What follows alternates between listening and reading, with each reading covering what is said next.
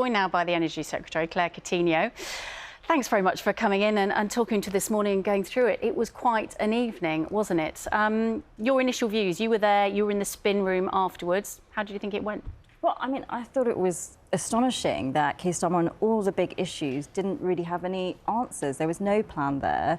And actually, one of the things that was most worrying is that the £2,000 in extra tax rises that his proposals would mean for working families, he simply couldn't rule it out.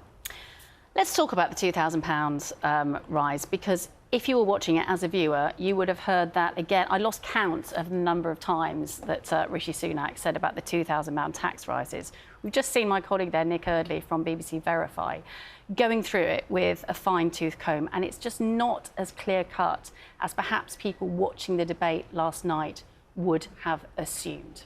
Well, firstly, these are official costings from the Treasury based on policies that the Labour Party have set out in documents and that they said will be in the manifesto. They are official figures from the Treasury. I just have to pick you up on that, but they are figures that were given to them to work on by SPADs. By special political advisors, so they do have a political If I could just push back on that, because I've worked in the Treasury and I can tell you that these are brilliant independent civil servants and they would not be putting anything dodgy in there. These are all policies that have been set out by the Labour Party. And actually, if anything, they are underestimating the cost to families. So the cost that came out of those policies is £2,000. But if you look at the most expensive policy, it's one in my area, it's their Green Plan, and they've said multiple times that would cost the country £28 billion a year.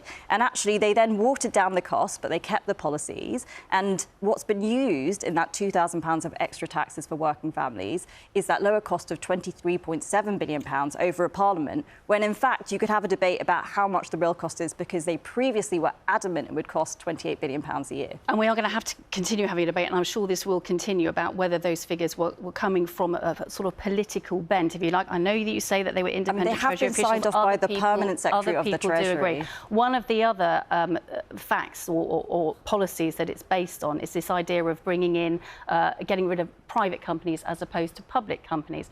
And the figures talking about that would make a 7.5% difference. Again, that number has been challenged. It's very difficult before a manifesto has been put forward to know exactly which of those assumptions that you are making are correct, which would make this £2,000 number correct or not. Like I said, firstly, all of the proposals have been set up by the Labour Party and the costings have been done by Treasury officials. But where you look at the most expensive proposal, the Green Plan, we're probably hugely underestimating the cost of families. And I thought, actually, it was very telling, because when Keir Starmer was asked about it 12 times, he couldn't rule it out. He couldn't say simply, no, that's not the case. It took him a very long time. And actually, that's because he knows it's true. Well, actually, he said completely the opposite. And he's accusing you effectively of lying. Are you lying? There was 12 times he was asked that he couldn't rule it out. And absolutely not. These are costings which are based, as I said, on officials' work in the Treasury. I think he called it garbage. Very, very late in the day. I think he must have had a frantic text at some point from one of his advisors, but he could not rule it out. And there are multiple things like that. The £2,000 of taxes on working families, the fact that pensioners would be taxed for the first time next year.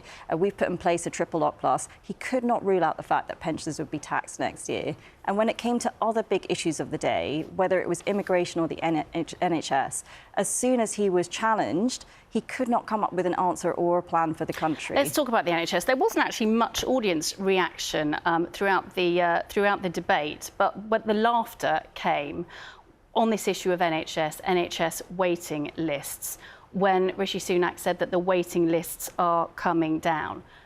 Just a question, are waiting lists higher now than they were when Rishi Sunak was made Prime Minister?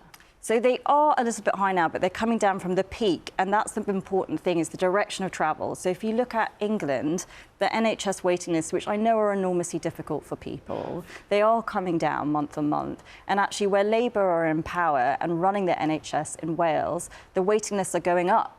And what people at home, I'm sure, really want to hear is whether the parties have proposals which will keep those waiting lists coming down. And what you've seen in England is that we are now starting to turn that corner, and they are coming down. But they are still phenomenally high, 7.5 million. It's far too high, far too high. And it is, like I said, a really difficult challenge for families. And let's talk about immigration as well. Another issue that was brought up during the debate, another very difficult issue for both parties to try and get their heads across, try and bring down. Rishi Sunak said the crossings are down by a third. Labour said they are up this year. I mean, the fact is they may have come down just recently, but they are the highest they've ever been on record. Well, this is a challenge that all countries in Europe are facing. And what you've seen is in a period where Rishi Sunak has got illegal immigration crossings down by a third, the rest of Europe has seen the crossings go up by 80%. And that's because of tough measures that he's put in place. But actually with Keir Starmer, because again, this is a choice at the election about the plans between the two major parties, when he said his plans were to smash the gangs, as soon as he was asked how he would do that, he did not have an answer because he doesn't have a plan.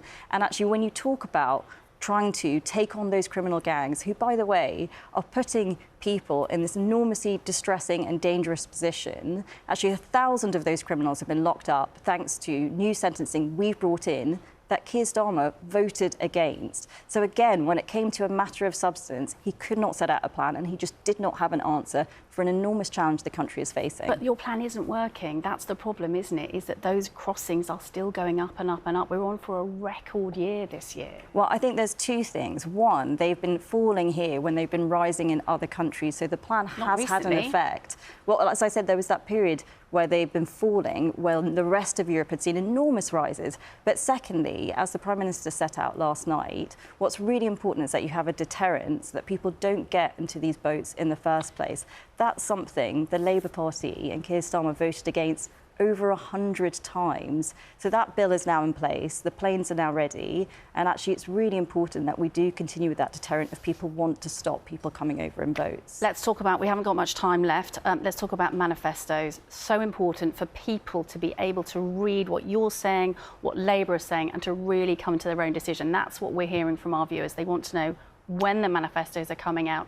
Will they contain figures, targets, so that they can measure you against what you're saying? Well, absolutely, our manifesto will be fully costed. I'm afraid I don't have a timeline. I can assure you it will be before July the 4th, but I don't have That's good. There's a scoop for you, but I don't have a date for you. But it will be, I'm sure, over the next couple of weeks. But everything in our manifesto will be fully costed, as you would expect from a Prime Minister like Rishi Sunak. Claire Coutinho, I know you've got lots of other interviews to get onto, but thank you for joining us here on The Sofa. Thank you.